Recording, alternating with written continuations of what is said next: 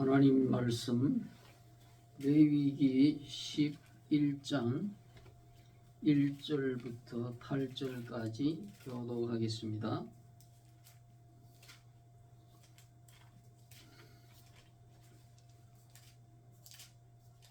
레위기 11장 1절부터 여호와께서 모세와 아론에게 과하여 그들에게 이르시되 이스라엘 자손에게 말하여 이르라.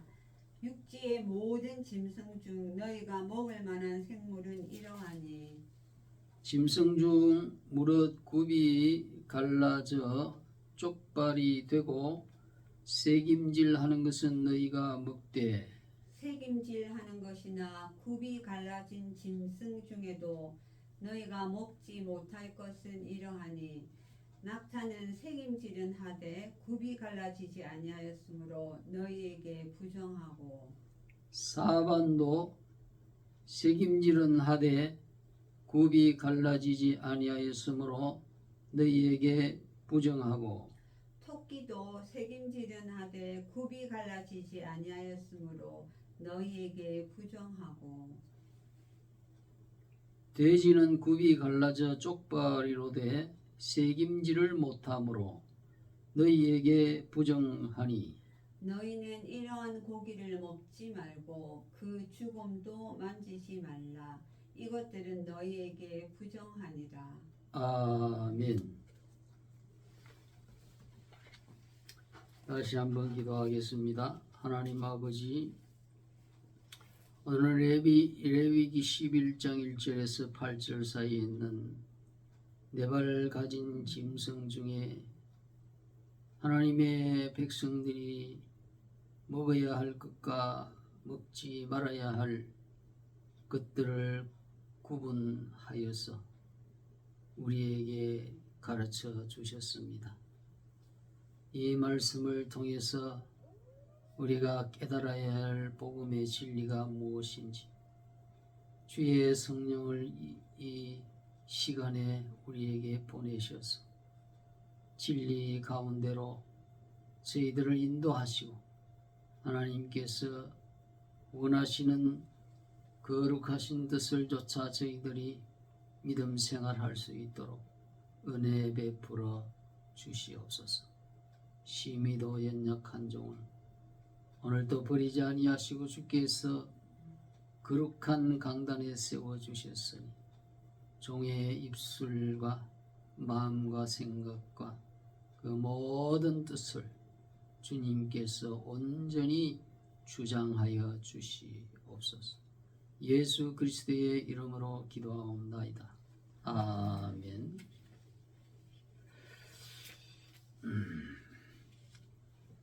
오늘은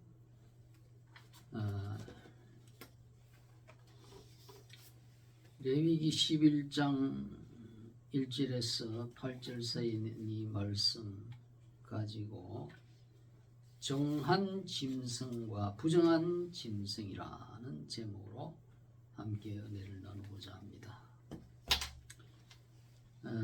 본문에는 하나님께서 우리 택한 백성들에게 식물로 먹어야 할 네 발 가진 짐승 중에서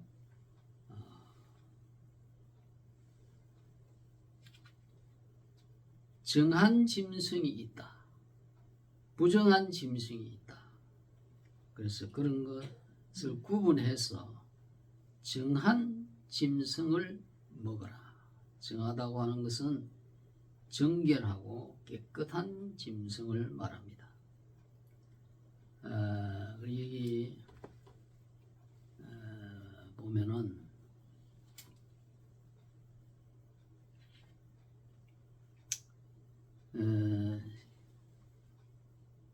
육지의 2절에 보면 모든 짐승 중에 너희의 먹을 만한 생물은 이러한 것이니 굽이 갈라져서 쪽발이 되고 새김질하는 것을 먹으라 그랬습니다.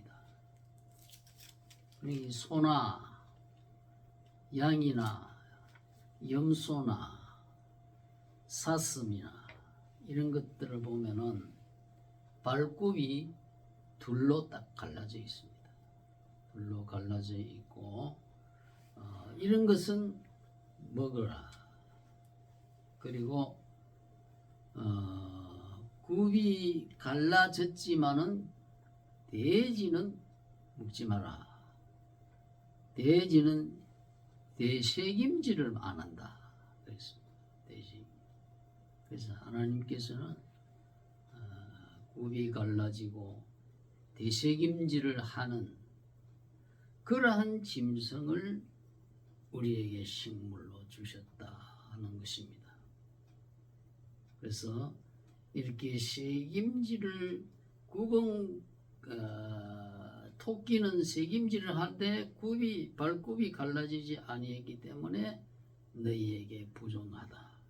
그래서 발굽이 둘로 안 갈라진 거, 또 대책임질 못하는 거, 이러한 것은 너희가 먹지 마라. 이렇게 하나님께서 명령을 하셨습니다. 그리고 구약 시대에는 이러한 하나님의 명령에 의해서 유대인들은 이 어떤 돼지고기를 먹지 않고 낙타나 토끼나 뭐 이런 것을 먹지 않습니다. 그런데 이러한 육축 네 발 가진 짐승 가운을 이렇게 구분하신 목적이 무엇인가? 단순히 여기서 뭐 돼지가 좀 불결한 짐승이라 해서 위생적인 그러한 이유로 하나님께서 그렇게 하셨을까? 그것보다도 여기에는 영적인 이유가 있습니다. 즉 종교적인 이유입니다. 하나님께서는 이 짐승, 정한 짐승과 부정한 짐승을 통해서 신약 시대에 그리스도를 믿는 백성과 그리스도를 믿지 않는 세상 사람들을 하나의 대표적으로 비유한 것이다 하는 것입니다. 왜냐하면 그리스도를 영접하지 않고 사는 사람들은 하나님께서 보실 때에 다 영적으로 불결한 사람이다. 그렇게 하나님께서 여기시기 때문에 이러한 교훈을 주시기 위해서 구약시대의 이러한 짐승을 통해서 먹을 것과 먹지 말아야 할 것을 이렇게 구별해 놨다는 거예요. 그래서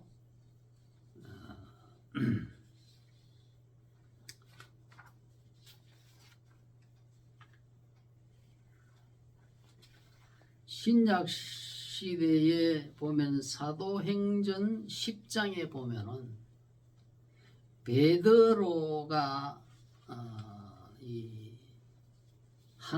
기도할 때 하나님께서 환상을 보여주셨어요. 근데 그 환상은 어떤 환상이냐 하면은 하늘에서 큰 보자기가 네 귀퉁이를 묶어서 줄에 달려가지고 땅 아래로 내려오는 그러한 환상을 보게 됩니다. 근데 그 안에 보니까 이런 구약 시대의 레위기에 이렇게 먹지 말아야 할 부정한 짐승들이 있었다는 거예요.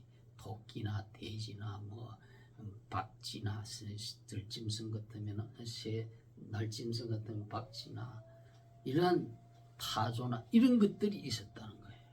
그런데 그것이 내려오는데 동시에 하늘에서 음성이 들리기를 베드로야 일어나서 이것들을 먹어라. 그런. 그 베드로 깜짝 놀랐습니다. 아니 유대인들은 이 율법에 절대로 이런 걸 먹지 말라고 했는데 나는 이걸 어렸을 때부터 절대 안 먹었습니다. 아니야. 하나님께서 깨끗게 하신 것을 네가 부정하다 하지 말라. 먹어라. 이러한 음성이 들리는 거예요. 그렇게 하기를 3번이나 반복했단 말이에요. 그리고 보자기가 사라졌습니다. 이러한 이상한 환상을 보게 된 거예요. 그래서 그때 그 환상을 이렇게 보고 막 정신을 차리는데 대문을 막 두드리는 거예요. 어떤 사람이. 바로 이방인 로마 보병의 100명의 보병을 거느린 백부장이라고 하는 로마 군병이 있었어요. 백부장 장교 고넬료입니다. 이 고넬료는 이렇게 그 당시 유대 땅에 이렇게 주둔하는 로마 군 장교였단 말이에요. 근데 이 로마 이방인이지만은 그는 이래 유대 땅에 와서 유대인들이 믿는 그 하나님, 그 하나님을 믿고 하나님께 기도를 하고 그렇게 선한 일을 이렇게 하려고 하며 진리를 간절히 찾는 그와 같은 사람이었습니다. 그래서 하나님께서 이 고넬료에게도 하나님께서 나타나셨어. 고넬료야, 너는 사람을 보내서 베드로라고 하는 사도를 너희 집으로 청해라. 그리고 그가 전하는 말씀을, 복음의 말씀을 들어라. 그렇게 지시해서 그 고넬료의 하인을 이제 베드로에게 보낸 거예요. 그러니까 베드로가 고넬료가 보낸 그 하인이 집에 도착할 즈음에 하나님께서 이 베드로에게 이러한 부정한 짐승들이 담긴 보자기에 꿈을 보여주고 이걸 먹으라 했단 말이에요. 하나님께서 이 꿈을 주지 아니하였더라면 베드로가 고넬료가 보낸 그 하인을 만났다 할지라도 아예 안 갔을 거예요. 이방인이라고 해서 아주 부정하게 취급하는 것이 그러한 유대인들의 그 당시 널리 퍼져 있는 그런 의식이었기 때문에, 그래서 베드로가 그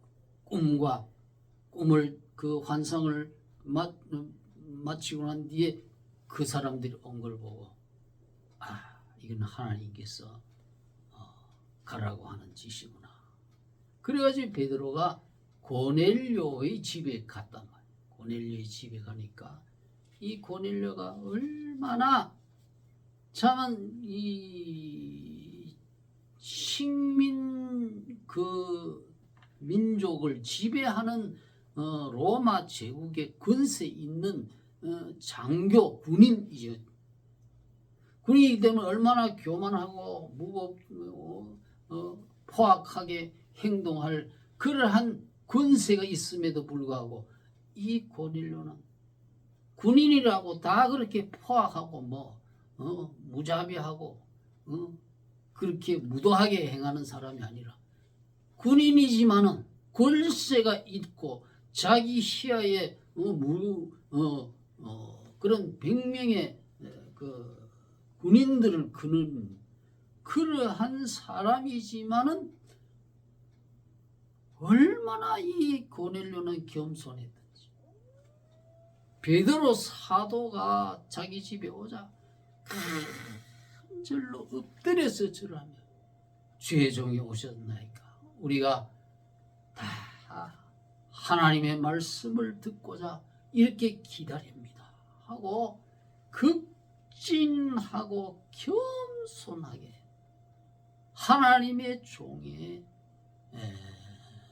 방문을 기뻐하면서 극진한 모습으로 자기 집에 모든 일가 친척을 자기 혼자가 아니에요. 자기 하인들과 지방 근속들과 친척들을 다 모아놓고 기다리고 있었단 말이에요. 그래서 사도 베드로가 들어가서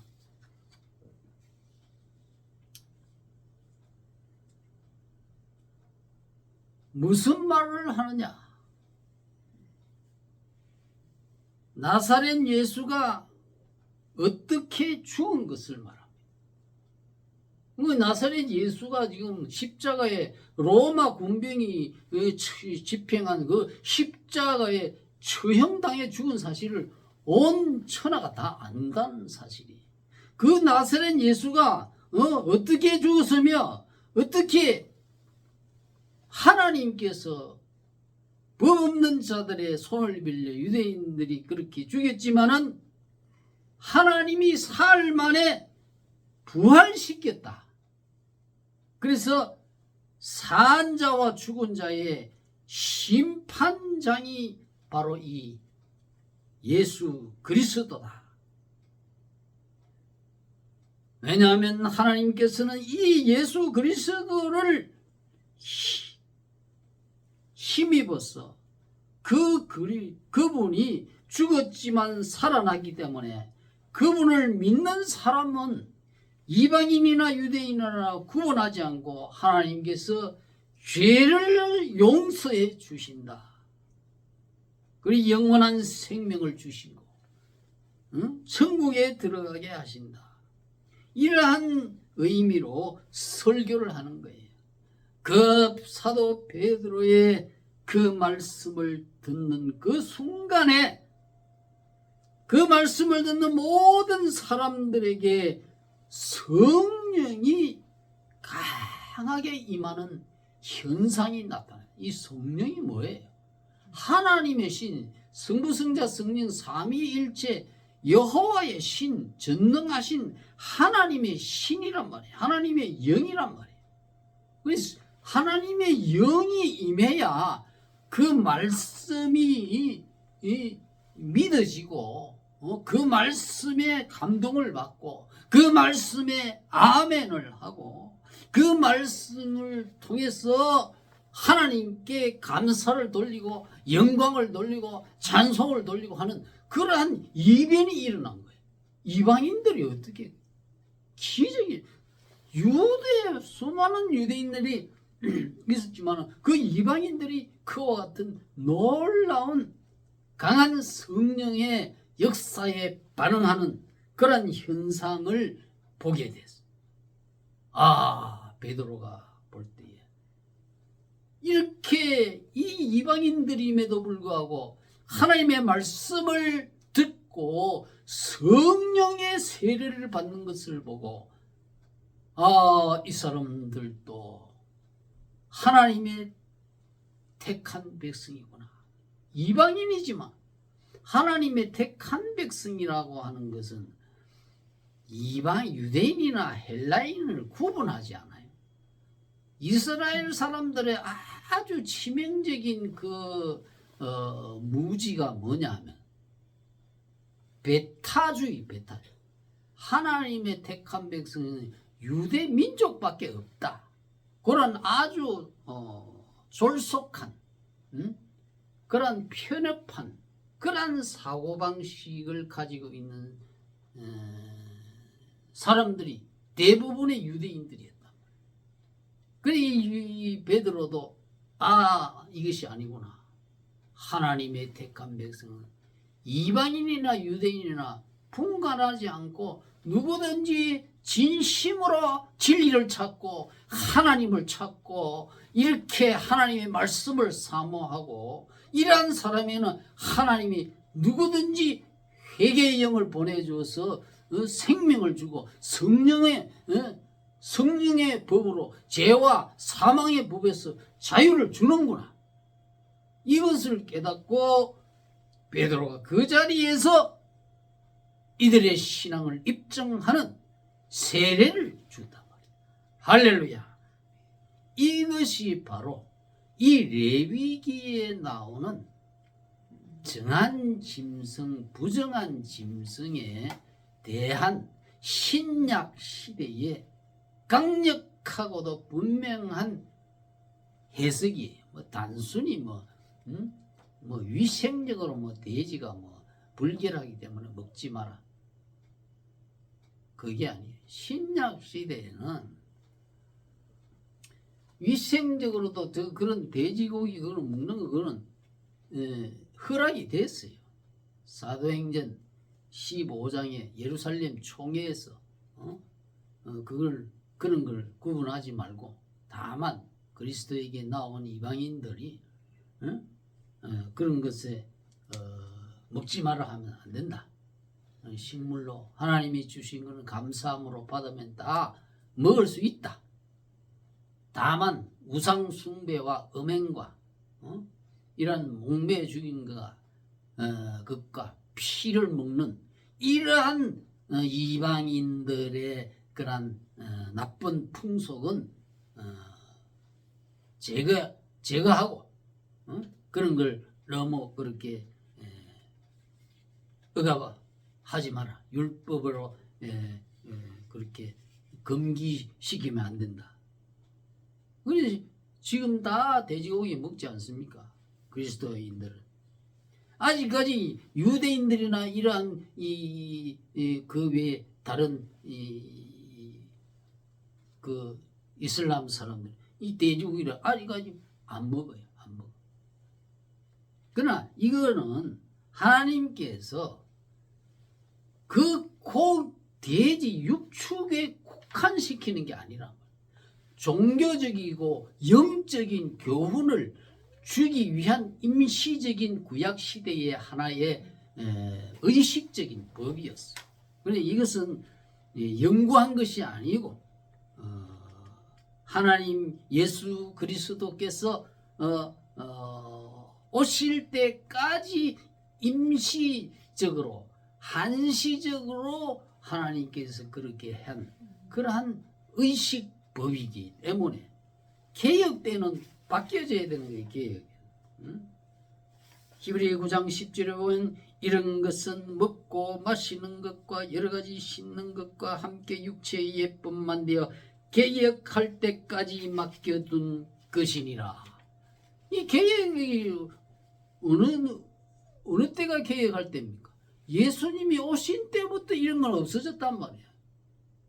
6월절 제사도 6월절 그 명절이 예수님 오실 때 예수님이 베푸신 내 몸과 내 피가 너희가 먹을 영의 양식이요 6월절 양 음식이다. 예수님 때까지 그 모든 구약의 제사는 다 철폐된 거. 그런데 이걸 모르고 이단자들은 아직까지 6월절이 어쩌고 제사가 또 이러한 소리를 한단 말이에요. 얼마나 미련합니까? 지도자를 잘못 만나면요. 예수님이 경고했습니다. 소경이 소경을 인도하면은 둘 다 구덩이에 빠진다고 했어요. 저는 그때 이 교회도 안 나갈 때입니다. 제가 이 방송국에 출퇴근할 때 점심 때 말이죠. 수정시장에 점심을 먹으러 가는 거예요. 점심을 먹으러 가는데 길 대로변이거든요. 초량 거기. 길을 건너가는데 횡단보도에서 횡단보도를 건너가는 두 사람을 자동차가 치여가지고 그 자리에서 두 사람이 다 쓰러져서 피범벅이 머리가 깨져가지고 피범벅이 또 알고 보니 소경이라. 소경 한 사람은 소경이고 한 사람은 멀쩡한 사람이야. 그럼 멀쩡한 사람이 소경을 바로 인도해야 될 거 아닙니까? 그러니까 잘못 인도하니까 둘 다 그렇게 교통사고를.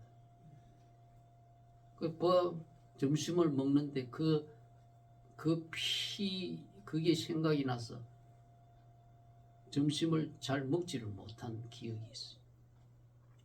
그때 내가 30살 때쯤 됐을 거예요.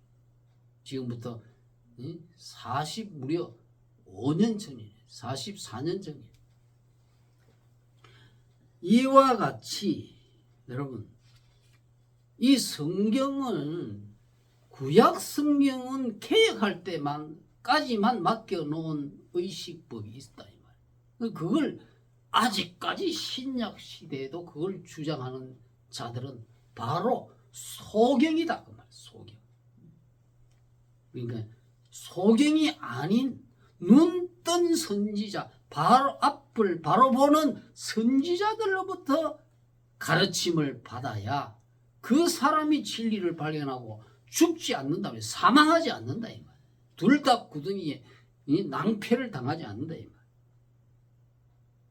그래서 이 정한 짐승과 부정한 짐승은 뭐 단순히 뭐 위생 문제 가지고 돼지가 뭐 환경이 지저분하니까 그걸 먹지 말아야 돼. 위생에 치중하다 보면 영적인 위생에 이게 눈이 가려버려. 육체적인 위생도 중요하죠. 정결한 짐승을 식물을 먹어야 되는데, 그러나 거기에만 매몰되지 말고 영적인 부정과 영적인 정함을 하나님께서는 여기에 가르치고자 했다.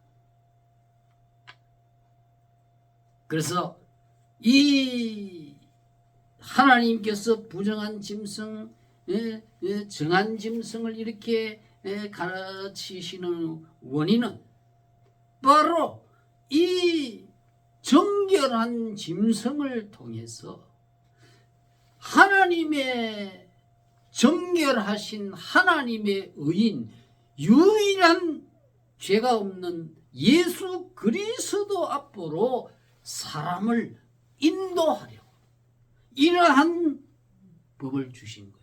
예수님이 누구냐면 예수님 자체가 정결한 짐승이에요. 정결한 동물, 양. 예수님은 어린 양이잖아요. 양은 발굽이 딱 갈라져 있어요. 이 사슴과 같이 발굽이 두 쪽으로 딱 갈라져 있어요. 그리고 이 양은 이 대세김질을 한다. 대세김질.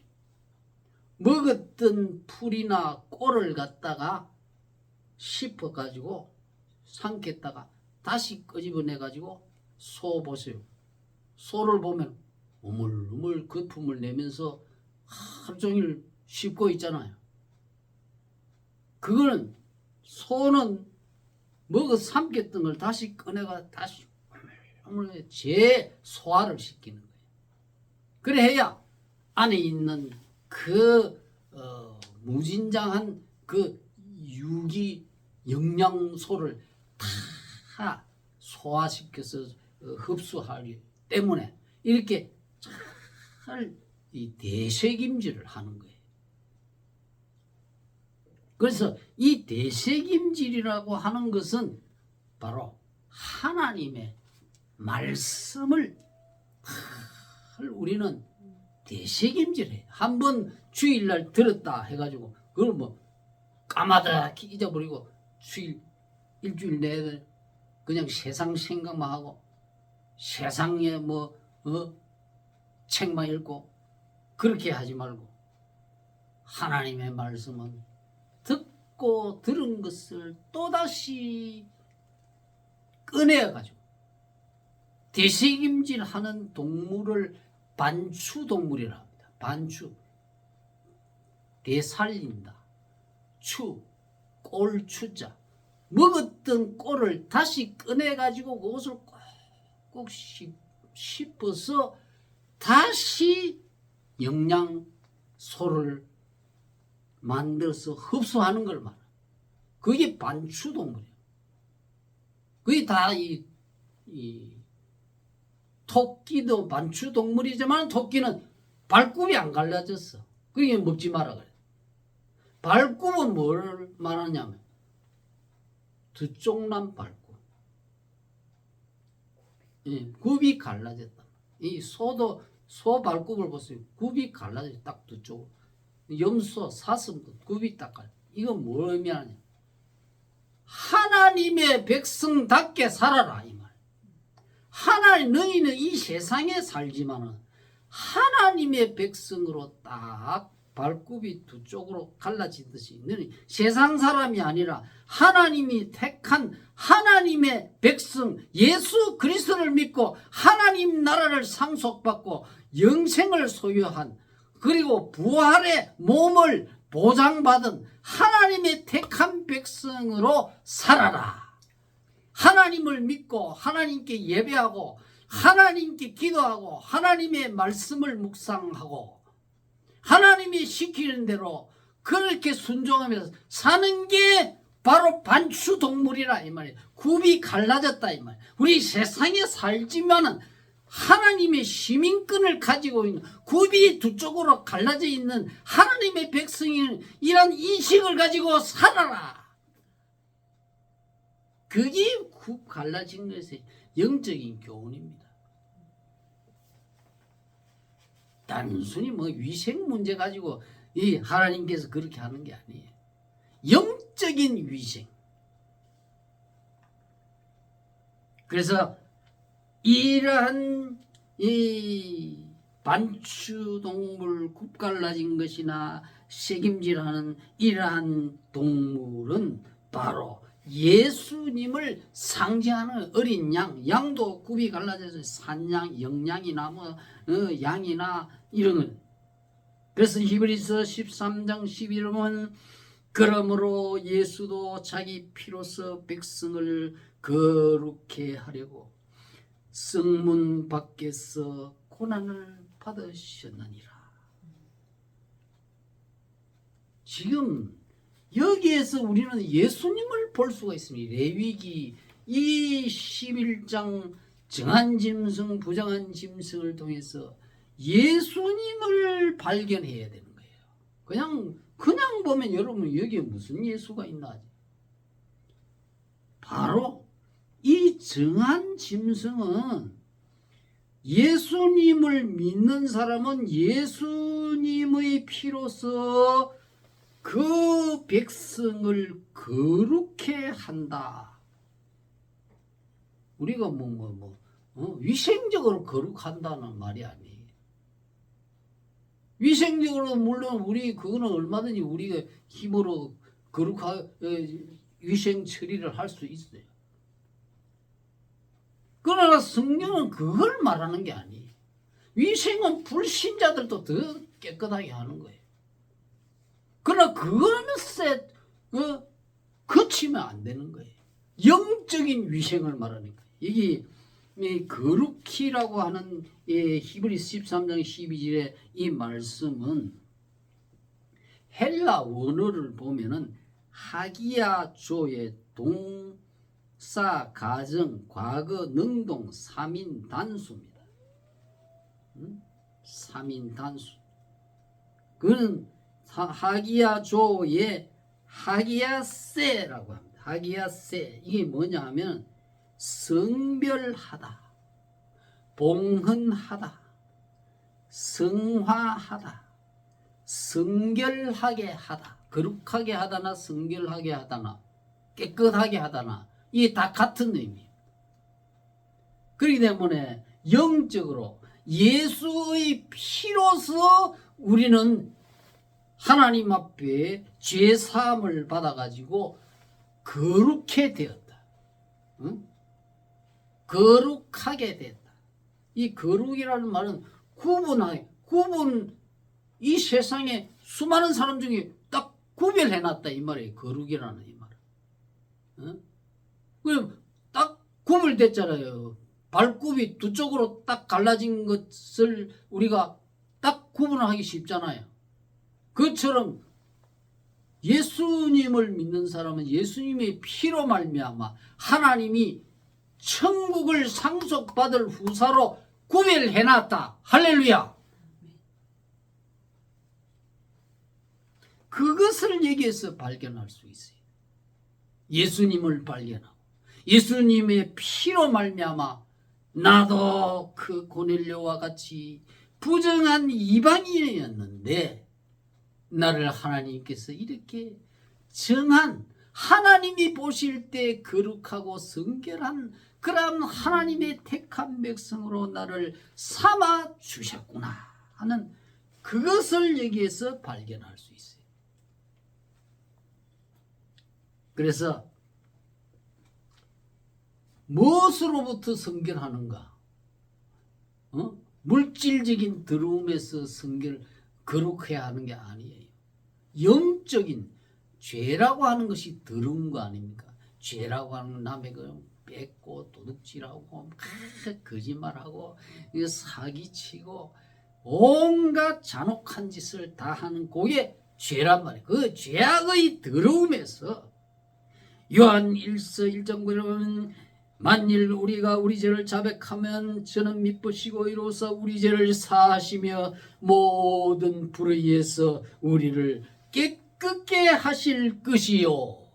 예수의 피로서 이와 같은 부정한 짐승은 하나님의 제물이 될 수가 없고 우리 이 하나님의 택한 백성도 먹지 마라 한 것처럼 예수 그리스도의 그 십자가에 생각할 때에 그분이 죄도 없는 분이 뭐 때문에 그렇게 처참한 사형을 당했어야 했던가? 바로 내 죄 때문에. 그가 찔림은 우리의 허물을 인하며 그가 상함은 우리의 죄악을 인함이라. 그가 채찍에 맞음으로 우리가 나음을 얻었다.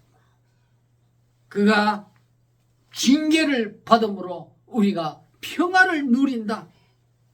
예수님이 내 죄 때문에 그렇게 고난당했으니 그 예수님의 대속 희생으로 말미암아 우리는 죄악에서 깨끗함을 받았다. 그 말입니다.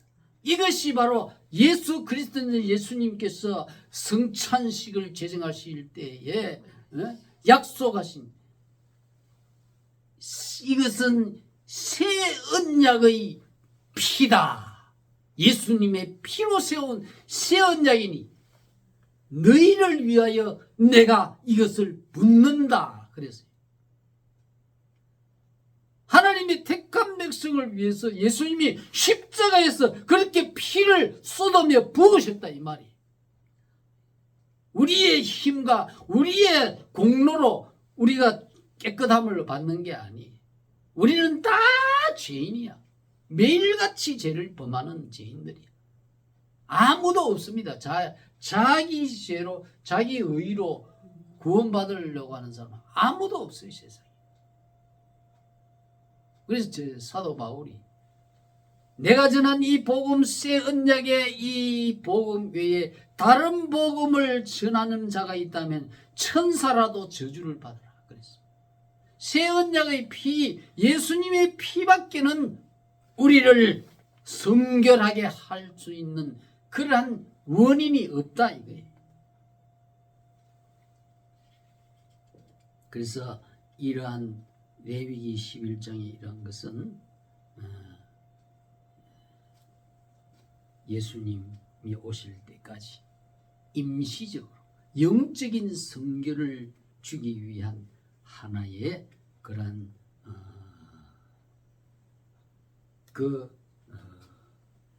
법으로 임시적으로 그렇게 주신 거예요.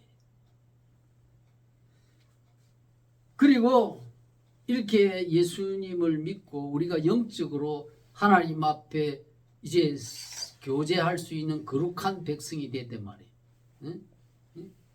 거룩한 백성이 됐기 때문에 우리는 이 말씀에서 영적인 또한 구원의 진리 외에 생활의 교훈을 받아야 돼요. 생활의 교훈은 뭐냐? 바로 영적으로 성결한 생활을 해야 돼요. 영적으로. 여기에 보면 새김질이나 발굽이 나오고, 이 새김질이라는 것은 입으로 하는 거예요. 입으로. 그럼 발굽이 갈라진 것을 먹으라 한 거는, 발은 뭐예요? 사람이 활동하는데 발이 없으면 활동이 못. 그러니 입과 발은 사람의 모든 행위를 대표하는 지체예요. 그래서 우리의 이제 예수 믿었다고 예수의 피로 정결함을 받았으니 나는 아무렇게나 말하고 아무렇게나 막 행동하고 그렇게 해서는 안 되고, 이제 예수님을 닮아가는 입. 예수님이 어떻게 해요?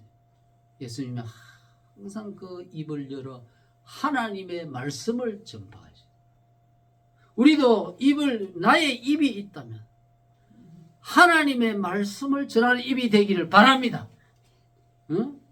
그 입을 열어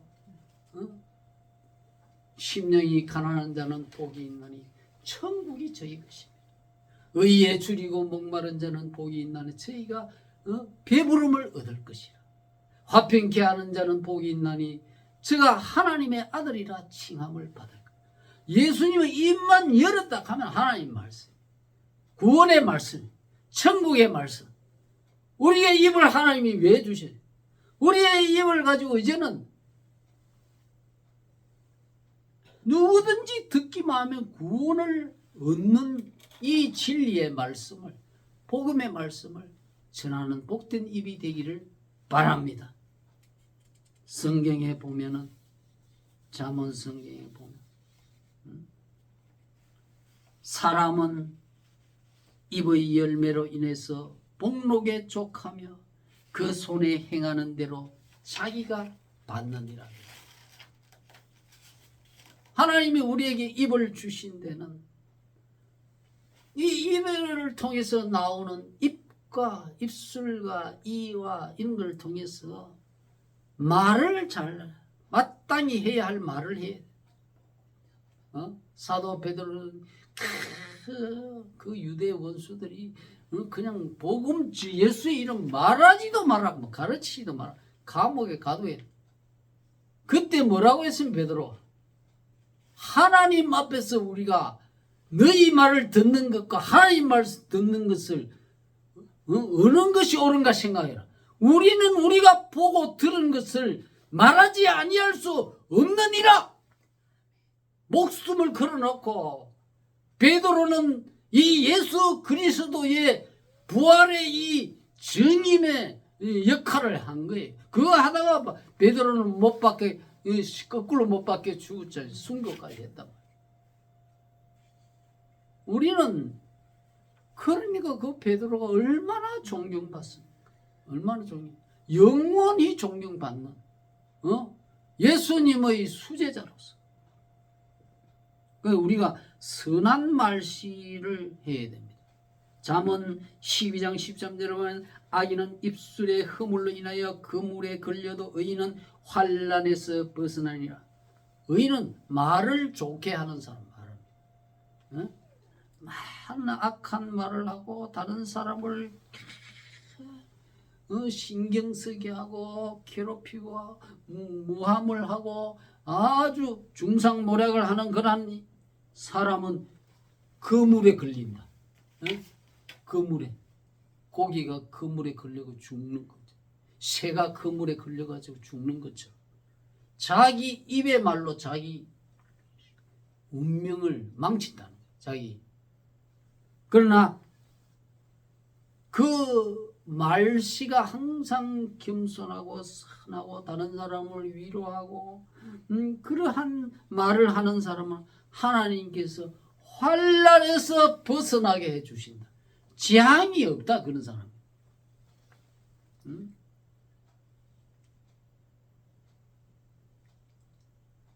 그러나 잠언 12장 22절에 보면 거짓된 입술은 하나님의 미움을 받아도 진실하게 행하는 자는 하나님의 기뻐하심을 받고 하나님의 상을 받는 거예요.